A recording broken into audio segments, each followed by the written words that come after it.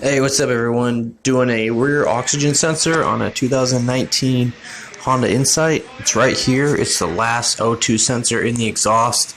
Up more towards the engine, there's more, but this is the last one, the rear one, I guess post O2 sensor. It's got a connector up here that you need to disconnect. If you push the tab on the end and then pull it down like that, you'll be able to get it off. It's this tab right here. Just use your thumb. You shouldn't have to struggle with it too much. And then when you come right here, you're going to want to take this out of this guide. Just pop it out. It could be a little tough. And we're going to get this wire free. You want it free so when the O2 sensor is turning, it won't twist the wire. Get yourself a 22 millimeter wrench. Go ahead and break it loose. And once it's loose, you should be able to unscrew it with your hands.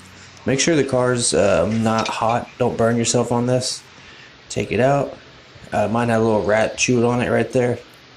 That's why I'm replacing mine. I got my new one right here. Here's the part number.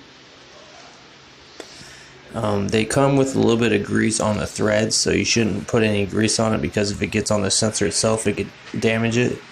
So we're going to come in here and screw it in first. Just get it hand threaded. I would thread it in all the way by hand.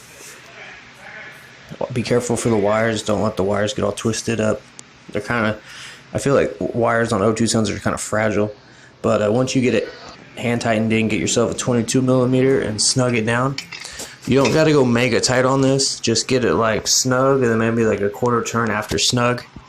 Once you have it tight, go ahead and put this guide in right here. It's kind of a tight fit, but that's a good thing because it holds it in place. Once that is in, you plug it in up here. Make sure you hear it click. Now that'll indicate that it's locked in. And that's it, guys. Thanks for watching.